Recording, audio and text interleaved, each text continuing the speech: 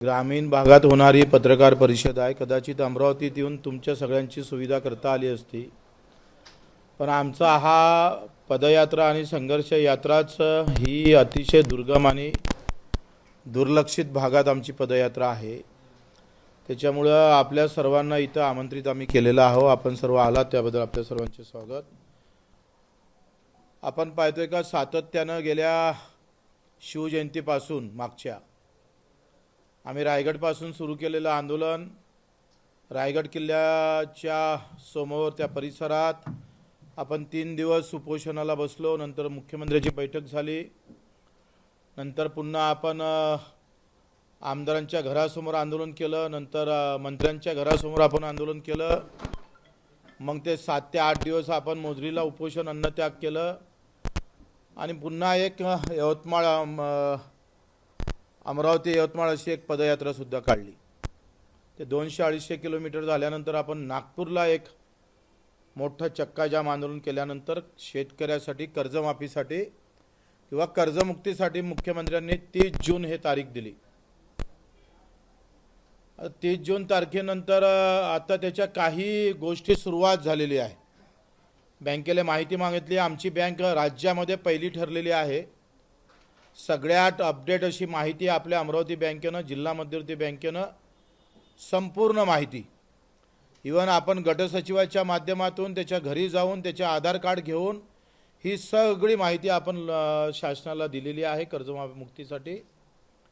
कर्जमुक्ती करताना एक थोडंसं अजूनही आमच्या डोक्यात भ्रम आहे। आता सरकार कर्जमुक्ती करणार किंवा तशा हालचाली सुरू झाल्या आहे, त्याच्याबद्दल सरकारचा आभार आहे, परंतु सरकार चालू वर्षाची कर्जमाफी करणार नाही असं एकंदरीत चित्र आहे। मला वाटते मी देवाभाऊला आठवण करून देतो का आपण नेहमी पत्रकार परिषदमध्ये किंवा नेहमी तुम्ही सांगत होते, येऊ दे ना रे, नेहमी सांगत होते का दुष्काळ पडल्याशिवाय कर्जमाफी कशी करता येईल। जेव्हा कर्जमाफी करायची नव्हती, वेळ काढून घ्यायचा होता, तेव्हा देवाभाऊ काय म्हणायचे माहिती आहे तुम्हाला? आता जर कर्जमाफी पडली तर दुष्काळ पडल्यावर पुन्हा करावं लागेल। त्याच्यानं दुष्काळ पडला तर मग कर्जमाफी करता येणार नाही आम्हाला। आता देवाभाऊनं काय केलं, स्वतःच बोलले आणि स्वतःच फसले, अशी एकंदरीत व्यवस्था आलेली आहे। आता देवाभाऊ म्हणते आम्ही थकीत कर्ज माफ करतो। आमचं असं म्हणणं आहे का या 25-26चं चालू कर्ज जे आहे, हेच चालू कर्ज सगळ्यात जास्त दुष्काळ पडलेला आहे। अर्धा अधिक मराठवाडा आणि पश्चिम महाराष्ट्र काही वाहून गेला, विदर्भातल्या काही जिल्ह्यामध्ये प्रचंड प्रभाव पडला आणि सगळ्यात मोठी गोष्ट आहे का हमीभाव एकाही पिकाला भेटला नाही।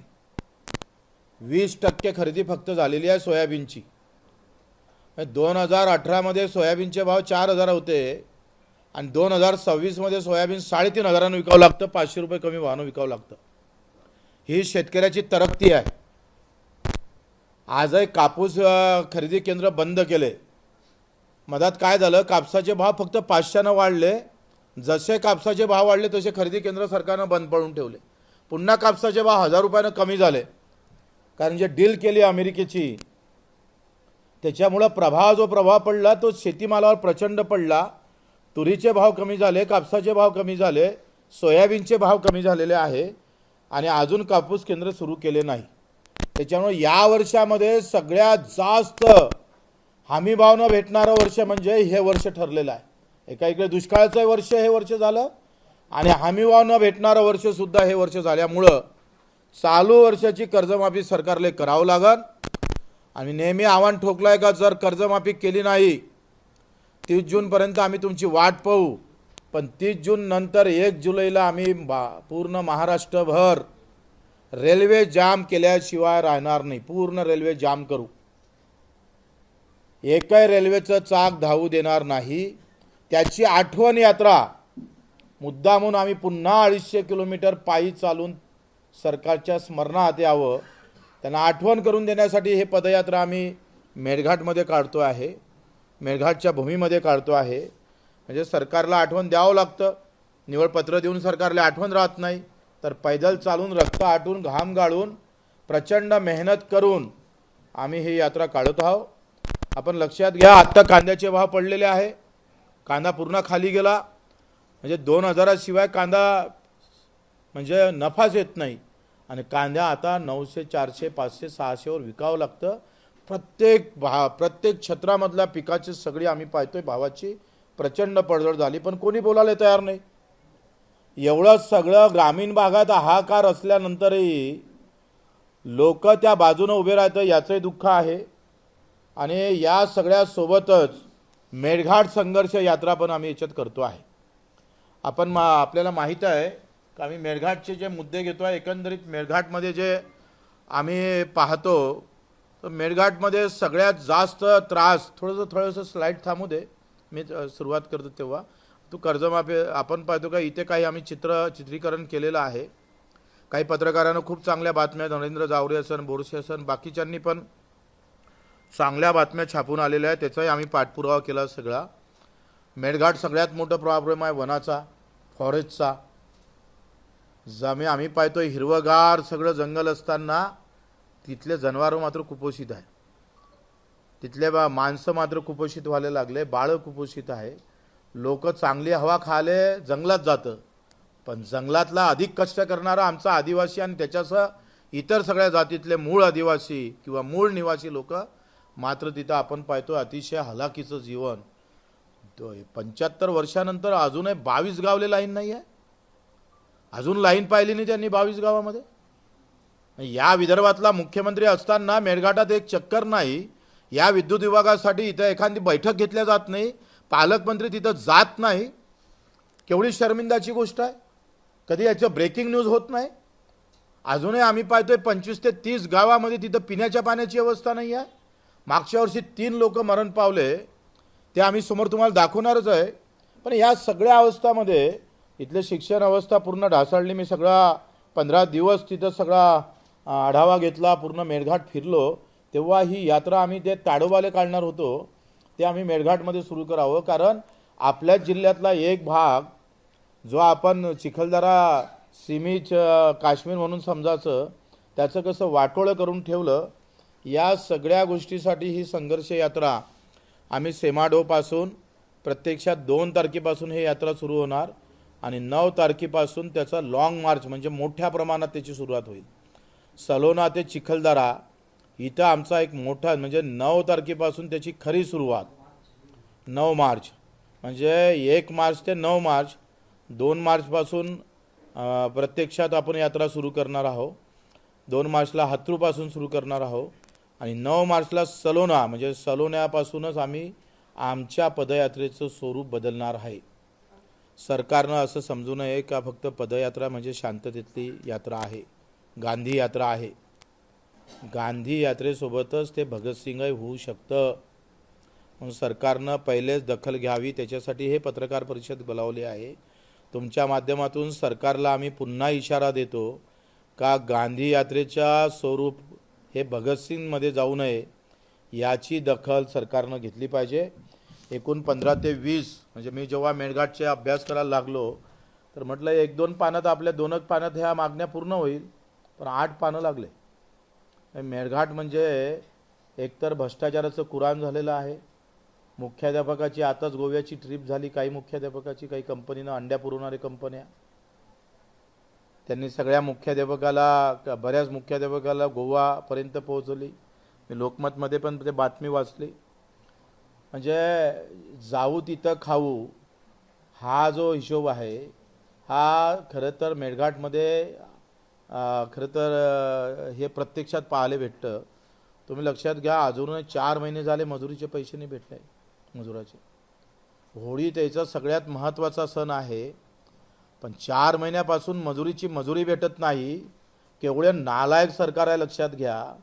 काय हा भामटेपणा हे सरकार कधी कमी करण ते तपासलं पाहिजे. सालेहो तुम्ही कलेक्टरचा पगार बरोबर करता, आमदाराचा पगार वेळेवर होतं, प्राध्यापकाचा पगार वेळेवर होतं, सगळेचा पगार वेळेवर होतोय, पण एमआरजीएसमधल्या मजुराचे पगार 4-4 महिने मानधन त्याच्या मजुरीचे भेटत नाही. हक्काचे पैसे आहे हे. लाडकी बहीण आणि संजय गांधीचा पैसा नाही आहे, हा हक्काचा पैसा आहे. एकाईकडे बटेंगे तो कटेंगे म्हणणारं सरकार खुद आमच्या आदिवासीला कापायला लागलेलं आहे सरकार. म्हणजे तोंडात मुंह में राम और बगल में छुरी अशी अवस्था भाजपनं करून ठेवली. कधी नव्हे इतकी अवस्था वाईट त्या मेळघाटमधली झालेली आहे. 4-4 महिने पगार का देत नाही? मला वाटतं आम्ही 23 किंवा 24ला आयुक्त कार्यालय तर घेणारच आहोत. MRGSचं कार्यालय फोडणार आहोत आम्ही नागपूरचं. जर होळीच्या आज जर पैसे भेटले नाही तर MRGSचं नागपूरचं आयुक्त कार्यालय तोडफोड करून ते सगळं त्याच्या हाती देणार आहोत. कारण ते बिचारे सुस्त आहे. आमच्या आदिवासी बांधव त्यांचा आवाजच नाही आहे कोणी. कारण धर्माच्या आणि जातीच्या आवाजामध्ये त्याचा आवाज दबलेला आहे. त्या आवाजामध्ये यांचा हक्काचा आवाज मरू नये म्हणून ही आम्ही आंदोलन करतो आहे. लक्षात घ्या का एका इकडे MRGSमध्ये प्रचंड करप्शन होत असताना ऑनलाईन जेव्हा फोटो काढावं लागतं आणि ऑनलाईन नेटवर्कच नाही आहे. म्हणजे मजूर काम करतं पण ऑनलाईन फोटो निघाले नाही, 2 वेळा फोटो काढावं लागतं. कलेक्टरला 2.5 लाख रुपये महिना भेटतं, प्राध्यापकाला 1.5 लाख रुपये भेटतं, आमदाराला 3 लाख रुपये महिना भेटतं. एकही फोटो नाही काढावा लागत. त्यानं किती काम केलं त्याचं मूल्यमापन होत नाही. पण 300 रुपये रोज द्याले तुम्हाला 2-2 फोटो काढावं लागतं. नेटवर्क भेटलं नाही म्हणून त्याची मजुरी करून सुद्धा मजुरी भेटत नाही. केवढा मोठा अन्याय आहे. ही जी अवस्था आहे ही अतिशय वाईट आहे.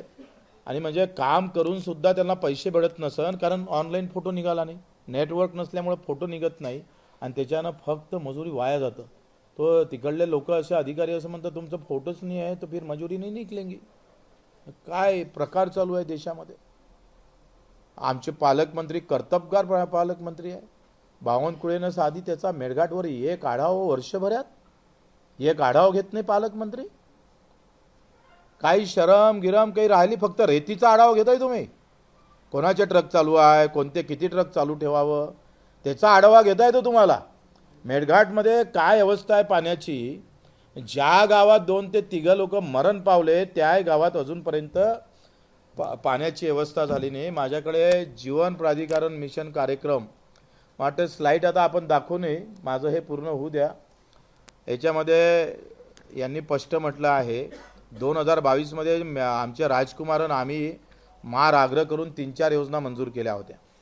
त्यातली एक योजना होती 14 गावची योजना, एक 13 गावची योजना होती चुरनीले धरून. ती 2022ला मंजूर झाली आणि 2022ला मंजूर झाल्यावर याचा टेंडर गिंडर वर्क ऑर्डर वगैरे सगळी 22मध्येच दिली आणि ही योजना 25 पर्यंत पूर्ण करायची होती. 2025 म्हणजे 25/12/2025ला पूर्ण करायची होती.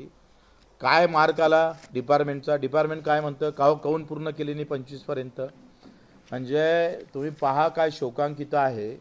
डिपार्टमेंट असं म्हणतं का सप्टेंबर 24 पासून निधी अभावी योजना कामे रखडलेली आहे. निधीच नाही आहे. मेळघाटमध्ये जिथं टँकर लावावं लागतं तिथं तुम्ही निधी देत नाही आहे. आमचे आमदार खासदार का मांडत नाही तिकडे. या सगळ्या योजना 13 गावची पाणीपुरवठा योजना निधी अभावी रखडली.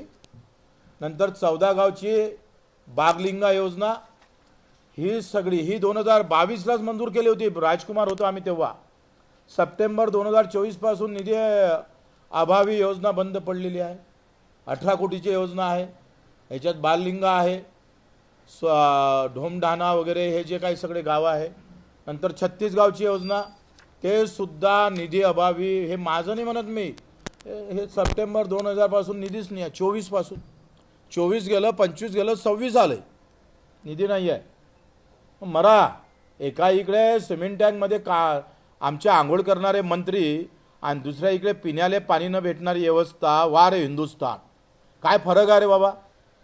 म्हणजे तुम्ही एका इकडे सिमेंट टँकमध्ये आंघोळी करणारे लोक बिस्लरीच्या पाणीशिवाय साले जगू शकत नाही आणि इथं विहिरीतलं पाणी गढूळ पाणी सुद्धा भेटत नाही. 2-2, 4-4 मृत्यू होत असताना सुद्धा या सगळ्या योजना निधी अभावी जर अडखत असन आणि त्याची साधी त्याची वाच्यता होत नसन तर हे दुःखाची गोष्ट आहे. आजही तुम्ही वसतिगृहामध्ये जर तिथं गेले भाऊ, मी तिथल्या वसतिगृहामध्ये गेलो, तिथल्या शिक्षकाची राहण्याची व्यवस्था माहीत आहे. अशी एक खोली घेतली आणि त्याच्यात 4 बेड टाकून दिले. आता शिक्षक 6 आणि बेड 4 आणि त्याला म्हणतो तू तिथंच थांब. बायको कुठं इकडे आणि तो तिकडे. शिक्षकाला राहायची व्यवस्था नाही आहे, कसं शिकवणार आहे ते.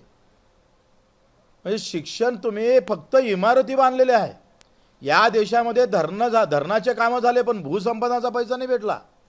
धरणाच्या कामाचे पैसे लगेच भेटते देशामध्ये, ते थांबत नाही, कारण ठेकेदार तिथं पाठपुरावा करतो आणि पैसे देतं. बिल्डिंगचे कामं चांगले झाले, बिल्डिंग व्यवस्थित झाल्या, परंतु बिल्डिंगाखालचा मला वाटते आपली ते स्लाईड आहे इथे, ते कशा प्रकारचे बेड आहे तुम्ही पहा. ते बेड अर्ध्यातून तुटलेले आहे. ते शिक्षक म्हणे बच्चू भाऊ हे गादी आहे, पण गादीले मधात कापूसच नाही आहे. म्हणजे विदर्भातले मुख्यमंत्री असताना अख्खं केंद्र सरकार नागपूरचं RSS कार्यालय चालवते, पण मेळघाट चालवत नाही. म्हणजे गरीब किती दूर गेलेला आहे भाजपापासून हे स्पष्ट दिसत आहे. भाजप सरकार ह्या गरीबाला कशी लात मारतं ह्याच्यातून स्पष्ट दिसतं. त्यांना माहीत आहे धर्मांध, अधिक धर्मांध केला म्हणजे काही कामाची गरज राहत नाही. म्हणजे इथली जर शिक्षणाचे जर तुम्ही पाहिलं तर तिथं मी त्या दिवशी चिखलदऱ्यात काही लोक जवान पोरं भेटले आणि आम्हाला धावाले पण साधी एखादी जिम जरी भेटला बच्चू भाऊ, आणि ते त्या कोणतं सैनिक शाळा आहे तिथलं जर आम्हाला मैदान जरी वापरायला भेटलं ना, मजबूत लोक आहे हो ते आदिवासी मेळघाटमध्ये राहणारे लोक थोडे, कारण ताडोबातला वाघ आणि मेळघातल्या वाघामध्येचा फरक आहे तसा इतर देशातले माणसं तसे मेळघातल्या माणसातल्या मजबूतीमध्ये जो फरक आहे तो दिसतोय. पण फक्त सैनिक शाळेतलं ग्राउंड जरी भेटलं ना तर तिथले पोरं भरती होऊ शकतं. आज किमान 20 ते 25% आदिवासीची जागा रिक्त आहे भाऊ. चालकाची जागा रिक्त आहे, पोलीस भरतीमध्ये रिक्त आहे, मिलिटरीमध्ये भरती रिक्त आहे, पण प्रॅक्टिसच नाही आहे.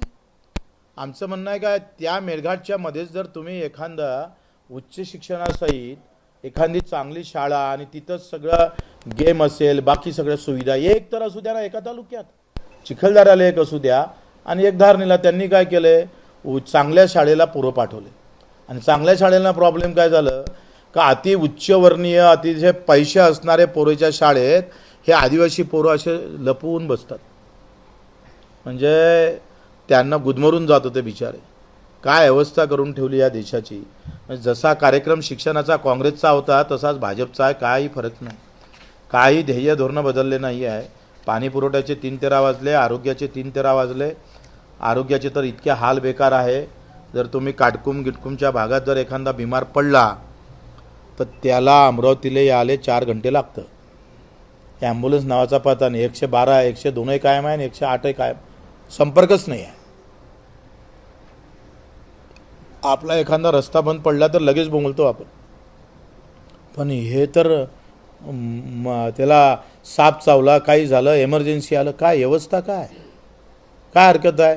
गडचिरोलीला तुम्हाला एअर ॲम्ब्युलन्स ठेवली तर इथं ठेवायला काय हरकत आहे. एखादा काही आपण जर मानव हित जगतो आहे तर याचा विचार का आपण केला नाही पाहिजे. एकंदरीत आदिवासी बजेटमधून माझं असं म्हणणं आहे का पेरणी ते कापणी MRGSमध्ये पैसे, आता जय रामजी की आलं, मग नाव बदललं, पण रामासारखा व्यवहार होऊन काय मोदीजी, रामासारखा व्यवहार करणार आहे का तुम्ही. त्या सुदामाच्या घरी पोहे खाणारा श्रीकृष्ण आम्हाला पाहिजे आहे. प्रभू रामचंद्रानं जसं जनतेच्यासाठी सीतेचा आम्ही पाहतो अग्निपरीक्षा घेण्याचं काम केलं, ती परीक्षा घ्यायला सरकार तयार आहे का. श्रीरामजीमध्ये जयरामजीमध्ये या पेरणी ते कापणीपर्यंत आजही आम्ही सांगतोय अर्ध मेळघाट खाली आहे भाऊ, अर्ध मेळघाट. काम करणारी टीम आमच्याकडे आहे. नंदनवन होऊ शकतं फक्त MRGSवर, श्रीरामजीवर. पूर्ण मेळघाट हिरवं होऊ शकतं, पण अक्कल नावाची गोष्ट दोनही सरकारला आहे नाही असं दिसतं आहे. विरोधकाला नाही आहे आणि सरकारमध्ये पण नाही आहे.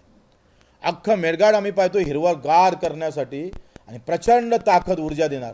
रोहा गावामध्ये जी योजना राबवली, ती बांबू योजना जी राबवली, ती प्रत्येक गावात जरी राबवली तरी मी सांगतोय गावाच्या बाहेर एकाही आदिवासीला फटकर बाहेर जायची गरज पडत नाही. नगरचा काल परवा फोन आला, तिथल्या मेन ठेकेदारानं काय ऊस तोडणीला गेला होता, त्यानं पैसेच दिले नाही, त्याला मारलं, 2-3 थापडा मारला आणि वापस केलं. रोज बातम्या येतं, हे तुम्हालाही माहीत असेल, तुम्हाला ह्या गोष्टी माहीत आहे. रोज ह्या गोष्टी घडत राहतात. बाहेर मजुरीला जातं जिल्ह्याच्या बाहेर आणि तिथं व्यवस्था अशी येतं का त्यांना मजुरीसुद्धा दिल्या जात नाही. मला असं वाटतं का याचा एक कार्यक्रम, टाईम बॉम्ब कार्यक्रम 5 वर्षाचा, जयरामजी की हे 5 वर्षाचा 10 गावा मिळून जर एक कार्यक्रम आम्ही सरकारला देतो, जसं आम्ही आमच्या मतदारसंघामध्ये जी MRGSची फळबाग योजना होती ती देशामध्ये फक्त आपल्या मतदारसंघामध्ये 3 वर्षाच्या ऐवजी 5 वर्ष केली होती. लक्षात घ्या. म्हणजे ते आपण विधवा महिला आणि दिव्यांगासाठी ती खास करून योजना केली होती. नंदकुमार तेव्हा सचिव होते आणि महाराष्ट्रातला पहिली योजना आपण या मतदारसंघात राबवली होती का विधवा आणि तुमचे दिव्यांग यांना 3 वर्षासाठी नाही 5 वर्षासाठी दिली. काय झालं, 5 वर्ष त्याला 50-50 हजार भेटत गेले. त्याचं झाडे बागही मोठी झाली 5 वर्षात. 6व्या वर्षात त्याची बाग सुरू झाली. म्हणजे MRGSचं बंद झालं आणि बागीचे पैसे सुरू झाले. मग हे तुम्ही का करू शकत नाही तिथे? म्हणजे एवढे नाले वाहतं पण बंधारा नाही सापडत तुम्हाला. फॉरेस्टनं 22 गावच्या विद्युतसाठी 52 कोटी रुपये सोलरची योजना म्हाडानं मंजूर करायला प्रस्ताव पाठवला. आता काय म्हणतो म्हाडा, सगळं झाल्यावर नाही आता तुम्ही पारंपरिक ऊर्जाच देताय तर मग हे कशाला मंजूर करता? अरे बाबा, हे तर फॉरेस्टनं अजून मंजुरातच दिली नाही. तिथं बाजूनं MP आहे, MPले मंजुरात भेटतं. MPचे रस्ते तुम्ही पहा, महाराष्ट्रातून जेव्हा तुम्ही बाहेर जाता तर MPचे रस्ते चवळे आहे, मोठे आहे. आणि तुम्ही महाराष्ट्र लागला का यांचे रस्ते लहान होते. मी विचार करतोय, झालं मी बांधकामवाल्याला विचारलंय, म्हणे MPनं काही नियम शिथिल केलेले आहे, राज्यानं काय होत नाही. आमचा फॉरेस्ट मिनिस्टर तर सुधीर भाऊ मुनगंटीवार विदर्भातलेच होते भाऊ, ते येऊनही गेले होते चिखलदऱ्याले. मग जर MPतल्या रस्त्याला मुभा दिल्या जातं, तिथल्या विद्युतीकरणासाठी मुभा दिल्या जातं, तर महाराष्ट्रात काय होत नाही हा हे संशोधनाचा विषय आहे. आणि फक्त फॉरेस्टनं परवानगी दिली नाही म्हणून आमची योजना रखडलेली आहे. 22 गावले लाईन नाही. आणि त्यांनी आता सोलर दिलं, ते मी पाहिले, सगळे तपासले. जे दिले 24 का 25ले ते एकही सोलर चालू नाही आहे, ते पूर्ण बंद आहे. त्या कंपनीने दिले, त्यानं पैसे खाऊन टाकले. अतिशय बोगस सोलर, म्हणजे त्या शेतकऱ्याला आदिवासीला लावायला लावले नाही, त्याच्यातूनही पैसे खाऊन ते सोलरचे पूर्ण 3-13 वाजवलेले आहे. स्कायवॉक म्हणजे विदर्भासाठी तुमच्या आमच्यासाठी सगळा बदल करणारा स्कायवॉक आहे. म्हणजे ह्या स्कायवॉक कंपनीनं काय केलं, जेव्हा याचं काम पूर्ण झालं, मागं मी आढावा घेतला होता, मी मंत्री असताना आम्ही याची एक मंजुरात आणून दिली भोपाळवरून. आता स्कायवॉकला मधातून नेटा द्यावं लागतं, त्याला मधात आधार द्यावं लागतं. आधार जर दिला नाही तर तो एवढ्या जोरानं आलं कोणी जाणारच नाही. म्हणजे स्कायवॉकसाठी सुद्धा आता फक्त त्या मधातून एक पैसा आहे, पण त्या फॉरेस्टची परवानगी भेटायला आता आयुष्य जाईन का काय माहीत, मला माहीत नाही. पण त्या मधातून जर एक आपण टावर केला तर त्या स्कायवॉकला सुरुवात करायला आता सगळं 75% काम झालेलं आहे. मधात जर फक्त एक स्कायवॉकसाठी स्तंभ द्यासाठी किंवा त्याला टावर द्यासाठी जर काही हे केला प्रयत्न केला तर हा स्कायवॉक सुरू होऊ शकतं. याला बिरसा मुंडा हे नाव दिलं पाहिजे, कारण त्या आदिवासींची तिथे हा काय चुरणी तालुका खरं तर फार महत्त्वाचं आहे होणं. चुरणी आणि चिखलदऱ्याचं अंतर 70 किलोमीटर पडतं आणि अंदरच्या गावाचं तर खूपच जास्त पडतं आहे. बांधकाम मजूर MRGS आणि बांधकाम हे जर जुळवले तर क्रांती होऊ शकतं. बांधकामाला 36 योजना 29 योजना आहे. बांधकाम आणि MRGS जर क्लब झालं आणि कामाला जर लागलो, मी सांगतोय एकही मजूर बाहेर जाऊ शकत नाही, एवढी ताकद आहे. बरं, 90 दिवसाच्या वर काम करणारे मजूर तिथं आहे आणि बांधकामाला 90 दिवसाच्या वर काम करणारा माणूस हा 36 योजनेला प्रभावित होऊन जातं. म्हणजे त्याला 36 योजना भेटू शकतं. घरकुल असेल, सगळं असेल, ह्या दोनचं कसं क्लब करता येईल याचाही विचार भविष्यात होणं गरजेचं आहे. वनपट्टा आहे, वनपट्टा एका 7-12वर 25-25 नावं, म्हणजे तुम्ही ते 7-12 होय का लग्नाची पत्रिक होय हेच समजत नाही, एवढे नावं. महसूल मंत्री आपले पालकमंत्री आहे, त्याला आम्ही 7-12 भेट देणार आहोत. एक मोठा 7-12 आम्ही त्यांना काढून देणार आहोत. हा पहा आदिवासीचा 7-12, म्हणजे तुमचे 7-12 एकच नाव आहे आणि याच्या 7-12त नाव किती आहे वाचता घायल. एका 7-12त तर पुरवणी लावली आहे, म्हणजे जशी परीक्षेला पुरवणी लावतोय मी 7-12 पाहिला काटकुमचा, पुरवणी लावली. पुरवणी 7-12हून तो 7-12 झालाच नाही. आपला 7-12 एकाच पानावर येतं. मग त्याचा जो 12 आहे ना खालचा, तो गायब केला, तसाही गायब झालेला आहे. तर 2 पानाचा 7-12 म्हणजे हिंदुस्थानात हे मेळघाटातलं आश्चर्य आहे. बरं, 2 पानाचा 7-12 म्हणजे आम्ही किती दुर्लक्षित आहे बघा ह्या सगळ्या गोष्टीकडे. बारमृत्यूचं प्रकरण तर आहेच आहे. आमचं जे म्हणणं आहे का वन्य प्राण्यापासून जो त्रास होता आणि वन्य प्राण्याचा आम्ही महाराष्ट्रभर हा मुद्दा घेणार आहोत. वन्य प्राण्याला जे पैसे भेटतं, इतर राज्यामध्ये जे पैसे दिल्या जातं, इतर राज्यानं काय केलं, AIचं काही तंत्रज्ञान वापरलेलं आहे. काही आम्ही पाहतो याच्यासाठी एक टीमच तयार केली आहे का त्या वाघाच्यापासून हल्ले होऊ नये.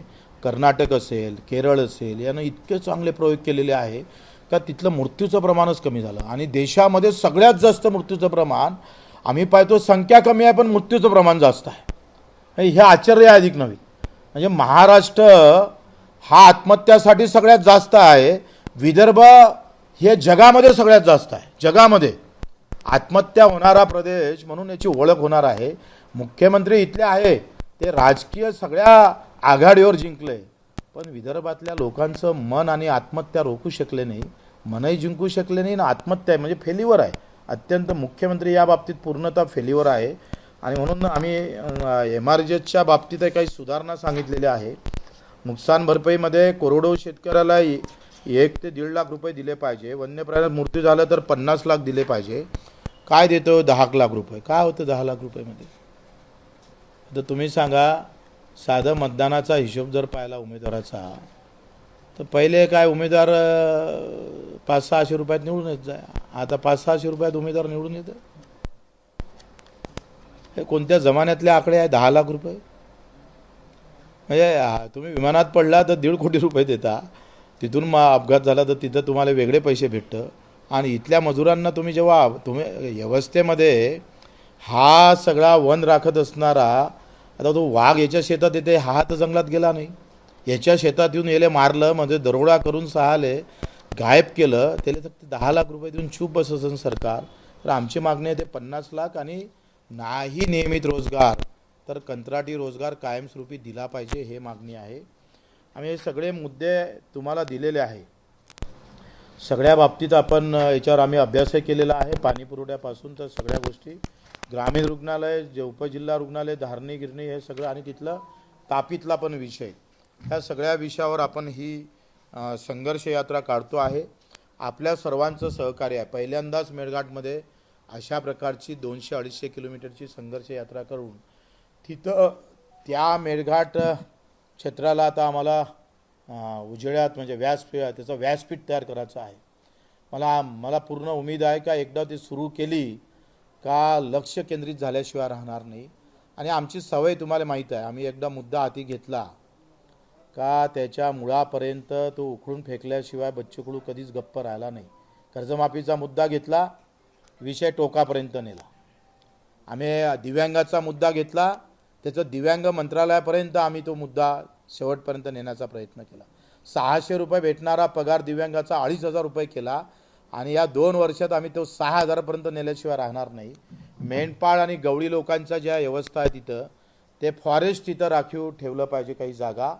जून ते ऑक्टोबरपर्यंत, म्हणजे पावसात त्यांना चारायचा मोठा प्रॉब्लेम होतो. या सगळ्या मागण्या घेऊन आपण करतोय. आमच्यासोबत रहिमानबाई आहे, मनीषजी नांगले आमचे नगराध्यक्ष, उपनगराध्यक्ष, गणेशकर तालुका प्रमुख आमझरेजी, आमचे तालुका प्रमुख भोरेजी, गवरजी, आमचे बल्लूभाऊ जोंधळा, सगळे कार्यकर्ते आहे. आणि खास करून रवी पाटील यांच्या आमंत्रणानं तुम्ही इथं आले सगळे. आणि मला वाटतं तुम्हीसुद्धा मेळघाट 2-3 दिवसासाठी यावं. मेळघाट हा फार गंभीर आणि मला वाटते संवेदना आणि संवादाचा विषय आहे. संवेदना तर पाहिजेच, पण संवाद साधल्याशिवाय संवेदना जागृत होणार नाही. आणि म्हणून आपण सुद्धा तिकडे आलो तर फार बरं होईल. ते आमंत्रणासाठी ही पत्रकार परिषद ठेवली आहे आणि काही माहिती देण्यासाठी पण. काही प्रश्न असेल तर मला वाटतं विचारू शकता. 15 ते 20-25, कुठं 25, कधी 30, कधी 10, कधी 15 असं करणार. भाऊ, आपण 20 वर्ष आमदार होते, मंत्री पण राहिले आहात, तर मेळघाटचा प्रश्न हा एवढा उशिरा का? नाही, मंत्री राहिल्यांना मी मिटिंग घेतलेलं आहे. आपल्या शिंदे साहेबासोबतही 2 मिटिंग आपल्या झालेल्या आहे. आणि आम्ही मिटिंग घेतल्यामुळे जीवन प्राधिकरण, आपले कोण होते ते पाटील, कोण पाटील आहे जीवन मंत्री, गुलाबराव पाटील, त्यांच्यासोबत बैठक झाल्या. म्हणूनच 16-13 योजना राजकुमार होते त्या मंजूर झाल्या ना. दुर्लक्ष नाही केलेलं आहे. तुम्ही ते प्रश्न विचारला, दुर्लक्षाचा विषयच नाही आहे. आणि दुसरा अधिक तुम्हाला मुद्दा म्हणून सांगतोय, तुमचं असं म्हणणं आहे की मागं जर केलं नाही तर आता कोण करून आले, म्हणजे याचं फार नवल वाटते पत्रकारांचं. मागं तर काहीच केलं नाही बाबा, मग आता काले करून आले. म्हणजे हा प्रश्न मला थोडासा संकुचित विचाराचा वाटतं. ते संकुचित विचार सोडल्यापेक्षा अभी क्या अच्छा करना है वो देखना पडेगा.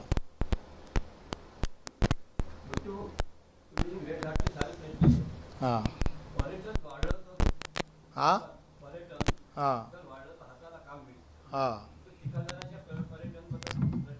तेच ना, स्कायवॉक म्हणजेच पर्यटन वाढाचाच विषय आहे. पण आखरी मला असं वाटते का सगळेचं लक्ष पर्यटनावर आहे, पण पर्यटन काही त्या हातरूच्या लोकांना रोजगार देणार नाही, लक्षात घ्या. आखरी तिथं व्यापार माइंडचे लोकच सेटल होईल. ज्यांचा व्यापार आहे त्याचा व्यापार मोठा होईल, तो झाला पाहिजे, त्याचं काही दुमत नाही आहे. पण आम्ही मुळात काय म्हणतोय का पर्यटन वाढल्यानंतर हातरू आलेलं काय रोजगार भेटेल, किती भेटणार, किती कॅन्टीन लागणार आहे. आखरी पर्यटनामुळे जास्त फायदा परतवाडा अचलपूरचा होऊ शकतं, पण एक स्कायवॉक जर सुरू झालं तर त्याचा चांगला फायदा होऊ शकते. पर्यटनमध्ये तिथं दुसरं काय, तुम्ही सांगा, तिथला सिडकोचा रिंग रोड बंद आहे, ते आपल्याच लोकांनी बंद केला. अमरावतीतले जे महान नेते आहे त्याचं नाव घेऊन मी वादाच्या चर्चेत जाऊ इच्छित नाही, त्यांच्याचमुळे बंद झालेला आहे, त्यांनीच बंद केलेला आहे. आता कशामुळे केला, का केला, कमिशनने भेटलं म्हणून केला का अधिक कायच्या कारणानं केला ते तपासलं पाहिजे. कांद्याचा प्रश्न ऐरणीवर आलेला आहे. निर्यात बंदी वारंवार होत आहे, त्याच्यामुळे कांदा उत्पादक शेतकऱ्यांना मोठा फटका बसतोय. यावेळेस देखील 8 महिन्याची जर सरासरी बघितली तर 526 कोटी रुपयाचा घाटा जो आहे तो शेतकऱ्यांना लागलेला आहे राज्यामध्ये. नाही, तुम्ही लक्षात घ्या, कांदा उत्पादक शेतकऱ्याचा गेल्या 5 वर्षाचा जर रेशो पाहिला तर तो 1500च्या वर गेलाच नाही.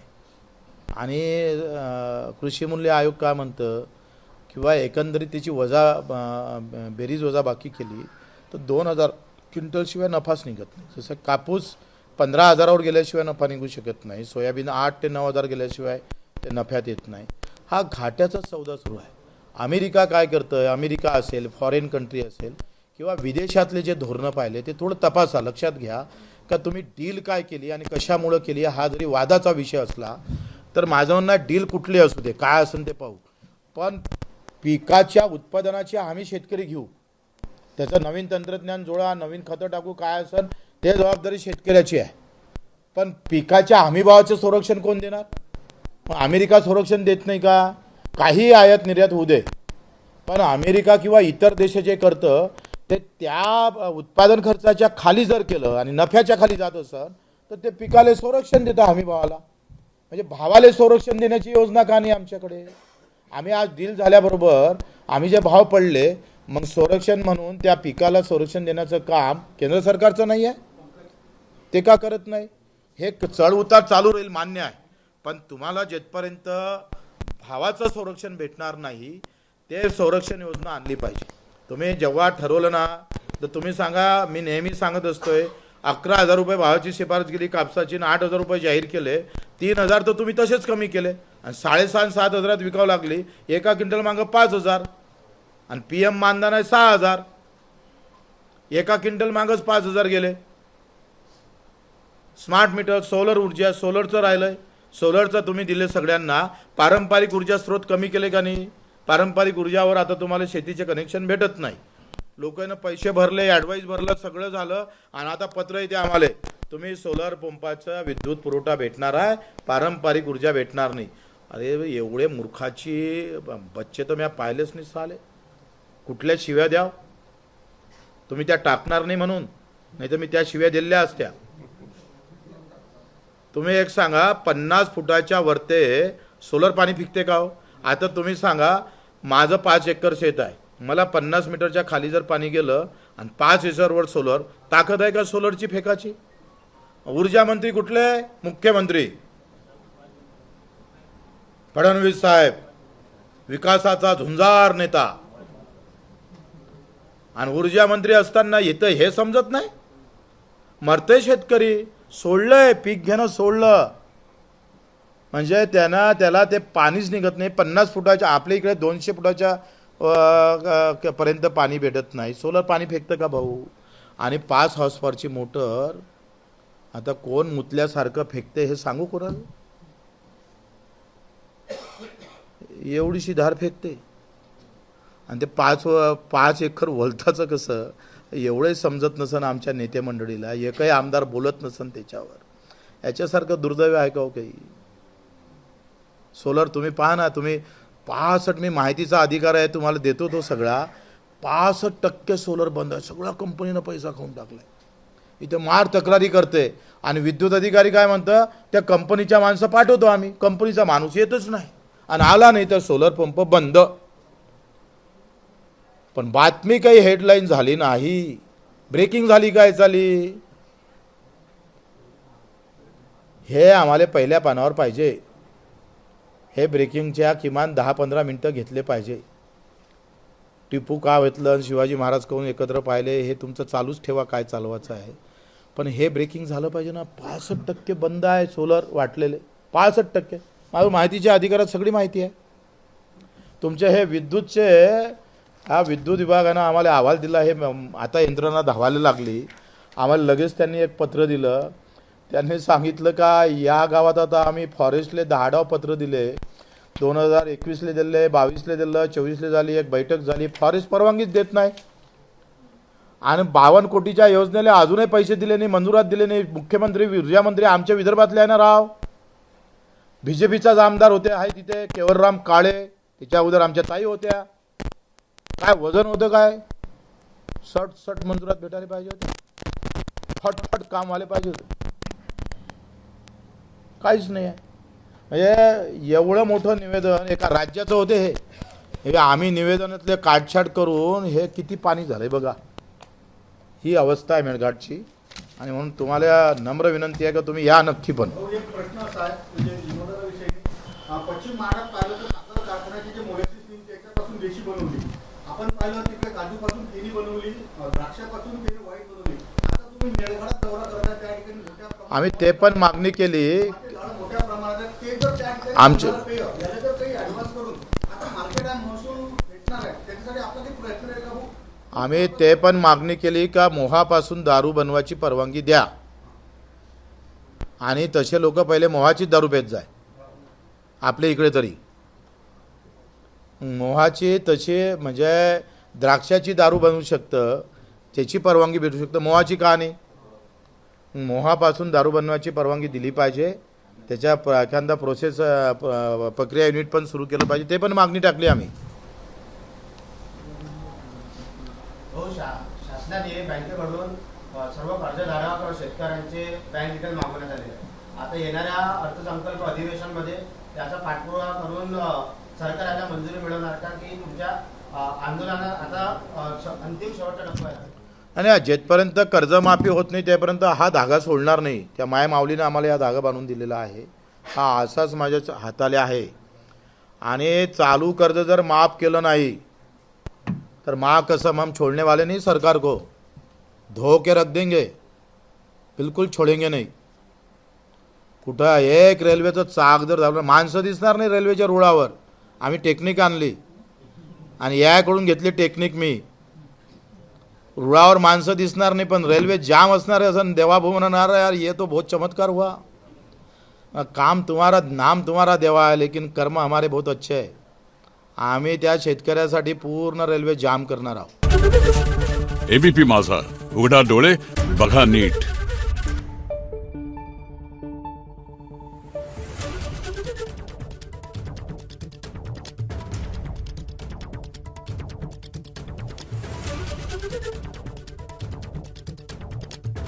Thank you.